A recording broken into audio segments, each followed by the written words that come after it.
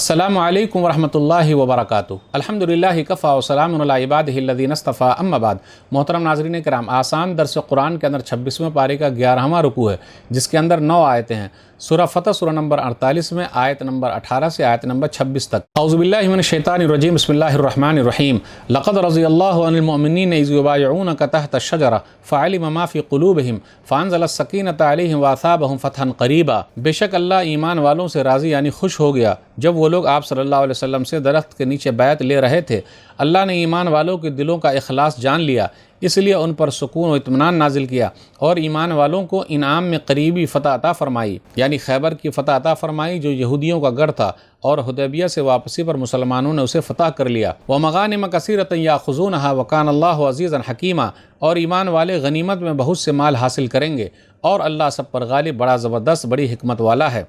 وعدکم اللہ مغانم کثیرۃ تاخذونها فعجل لکم هذه وکف ایدی الناس عنکم ولتکون آیۃ للمؤمنین ویہدیکم صراطا مستقیما۔ اور اے ایمان والو، اللہ نے تم سے اور بھی بہت سی غنیمتوں مالوں کا وعدہ کر رکھا ہے جنہیں تم جلدی حاصل کرو گے، یعنی فتح مکہ نصیب ہوگی، اور اس نے تمہیں صلح حدیبیہ یا خیبر کی فتح تو جلدی ہی دے دی ہے، اور لوگوں کے ہاتھوں خیبر کے یہودیوں اور اس کا ساتھ دینے والوں کو تمہاری طرف بڑھنے سے روک دیا ہے، تاکہ یہ صلح حدیبیہ ایمان لانے والوں کے لیے ایک نشانی بن جائے۔ صلح حدیبیہ شکست اور توہین نہیں بلکہ فتح والی نشانی تھی، اور تمہیں سیدھے راستے کی طرف چلائے۔ وَأُخْرَى لَمْ تَقْدِرُوا عَلَيْهَا قَدْ أَحَاطَ اللَّهُ بِهَا وَكَانَ اللَّهُ عَلَى كُلِّ شَيْءٍ قَدِيرًا۔ وہ اللہ ایک اور فتح یعنی فتح مکہ دے گا جو ابھی تمہارے قابو میں نہیں آئی، لیکن اللہ نے اس کو اپنے گھیرے میں لے رکھا ہے، اور اللہ ہر چیز پر پوری طرح قادر ہے۔ وَلَوْ قَاتَلَكُمُ الَّذِينَ كَفَرُوا لَوَلَّوُا الْأَدْبَارَ ثُمَّ لَا يَجِدُونَ وَلِيًّا وَلَا نَصِيرًا۔ اور اگر یہ کافر لوگ حدیبیہ کے میدان میں تم سے لڑتے تو بے شک پیٹ پھیر کر بھاگ جاتے، پھر وہ لوگ اپنا کوئی مددگار بھی نہ پاتے۔ سنت اللہ التی قد خلت من قبل ولن تجد لسنت اللہ تبدیلا۔ اللہ کی یہی سنت پہلے سے چلی آ رہی ہے، اور آپ صلی اللہ علیہ وسلم اللہ کی سنت میں کوئی تبدیلی نہیں پائیں گے۔ شروع سے اللہ کا قانون ہے کہ جو حق پر ہے اللہ ان کی مدد ضرور کرتا ہے۔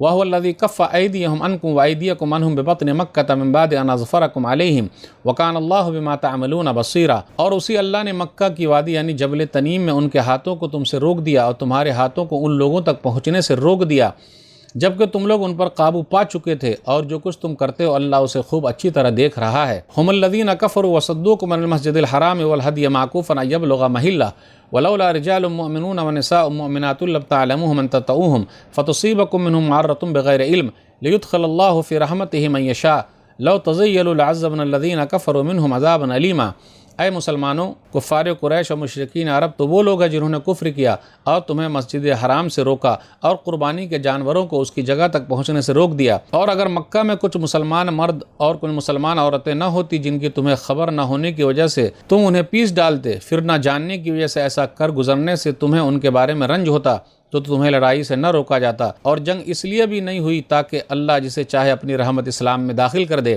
اور مسلمان الگ ہوتے تو ہم مکہ کے کافروں کو دردناک بہت تکلیف والا عذاب دیتے۔ اذ جعل الذین کفروا فی قلوبہم الحمیۃ حمیۃ الجاہلیہ فانزل اللہ سکینتہ علی رسولہ وعلی المؤمنین والزمہم کلمۃ التقوی وکانوا احق بہا واہلہا وکان اللہ بکل شیء علیما۔ تو جب کافروں نے اپنے دلوں میں جاہلیت کے تعصب ضد کو جگا دیا تو اللہ نے ایسے موقع پر اپنے رسول اور ایمان لانے والوں پر سکون نازل فرمایا، اور ایمان والوں کو تقوی اللہ سے ڈرنے والی بات پر قائم رکھا، اور وہ ایمان والے دین اسلام اور نبی صلی اللہ علیہ وسلم کا ساتھ دینے کی وجہ سے کلمہ توحید کے زیادہ حقدار اور لائق تھے، اور اللہ ہر چیز کو خوب اچھی طرح جانتا ہے۔ محترم ناظرین کرام، آسان درس قرآن کے اندر 26ویں پارے کا 11واں رکوع ہے، جس کے اندر 9 آیتیں ہیں۔ سورہ فتح سورہ نمبر 48 میں آیت نمبر 18 سے آیت نمبر 26 تک۔ آیت نمبر 18 پر غور کیجئے۔ لقد رضی اللہ عن المؤمنین اذ یبایعونک تحت الشجرہ۔ یہ صحابہ کرام جو تھے، یہ بیعت رضوان کے تعلق سے ہے کہ اللہ تعالیٰ کو خوش کرنے کے لیے ان لوگوں نے نبی صلی اللہ علیہ وسلم کے ہاتھ پر بیعت کی، عثمان غنی رضی اللہ تعالیٰ عنہ کے خون کا بدلہ لینے کے لیے بیعت کیا۔ اللہ ان سے خوش ہو گیا، اللہ ان سے راضی ہو گیا۔ اب آپ ہی بتائیے، اللہ نے صحابہ کرام کے لیے رضامندی کا سرٹیفکیٹ دے دیا ہے۔ حدیبیہ کے مقام پر ایک درخت تھا، نبی صلی اللہ علیہ وسلم نے اسی کے نیچے عثمان غنی رضی اللہ تعالیٰ عنہ کے خون کا بدلہ لینے کی بات کہی تھی، کیونکہ یہ بات مشہور ہو گئی تھی۔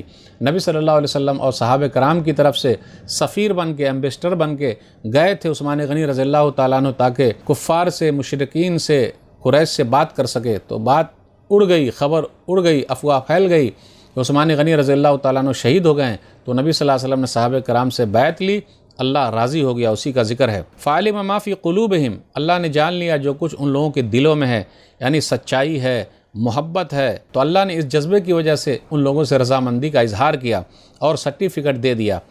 پھر آگے کا وَأَصَابَهُمْ فَتْحًا قَرِيبًا، قریب کی فتح عنایت فرمائی۔ فتح خیبر جو یہودیوں کا گڑھ تھا اور حدیبیہ سے واپسی پر مسلمانوں نے اسے فتح کر لیا۔ وَمَغَانِمَ كَثِيرَةً، آیت نمبر 19 میں خیبر سے حاصل ہونے والی مالی غنیمت اس کا ذکر ہے۔ خیبر سے جو مالی غنیمت حاصل ہوا یہ صرف صلح حدیبیہ میں شریک ہونے والے مسلمانوں کے لیے تھا، دوسرے اور لوگوں کے لیے نہیں تھا۔ وَعَدَكُمُ اللَّهُ مَغَانِمَ كَثِيرَةً، اللہ تعالیٰ نے ان لوگوں سے بہت زیادہ مال غنیمت کا وعدہ کر رکھا ہے۔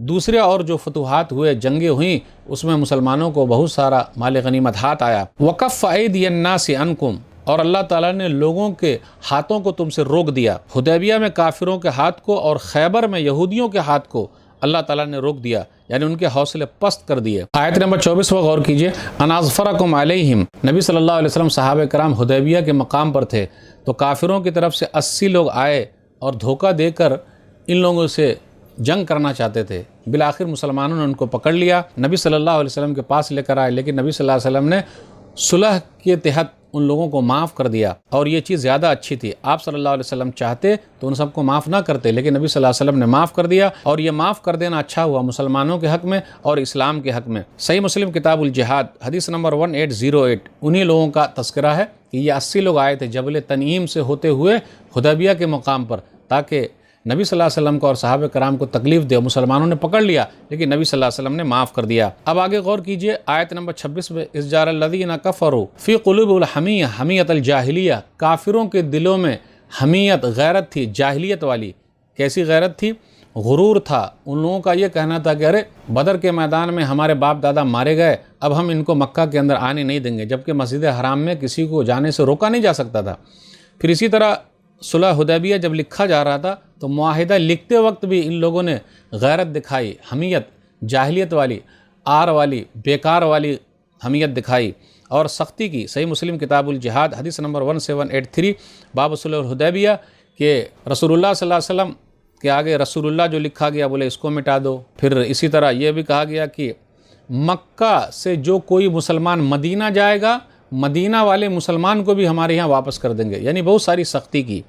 تو اس سب کا ذکر ہے، یہ زمانی جاہلیت کی باتیں تھی، اللہ تعالیٰ نے ان لوگوں کو اس سے روکا تھا۔ اب آگے یہ ذکر کیا جا رہا ہے وَلَوْلَا رِجَالٌ مُؤْمِنُونَ وَنِسَاءٌ مُؤْمِنَاتٌ لَمْ تَعْلَمُوهُمْ أَن تَطَئُوهُمْ، یعنی مکہ کے اندر صلح حدیبیہ کے موقع پر جنگ کیوں نہیں ہوئی؟ اللہ تعالیٰ ہی جانتا ہے اس کی حکمت کیا ہے، لیکن یہ کہ اس وقت کچھ دبے کچلے مسلمان مکہ کے اندر موجود تھے، تو اگر جنگ ہو جاتی تو کافروں کے ساتھ ساتھ بیچارے وہ لوگ بھی مارے جاتے، اگر وہ مسلمان بھی مارے جاتے تو قتل خطا دینا پڑتا اور کافروں کی طرف سے تانا سانا پڑتا کہ ان مسلمانوں نے اپنے ہی مسلمان بھائیوں کو مار دیا۔ اس لیے اللہ تعالیٰ نے صلح حدیبیہ کے موقع پر جنگ سے منع کر دیا۔ تو ناظرین اکرام، آج کے درس سے بس اتنا ہی۔ اللہ تعالیٰ سے دعا ہے کہ اللہ تعالیٰ ہم لوگ قرآن کریم کو پڑھنے، پڑھانے، سمجھنے، سمجھانے، عمل کرنے اور لوگوں تک پہنچانے کی توفیق دے، آمین۔ والسلام علیکم ورحمۃ اللہ وبرکاتہ۔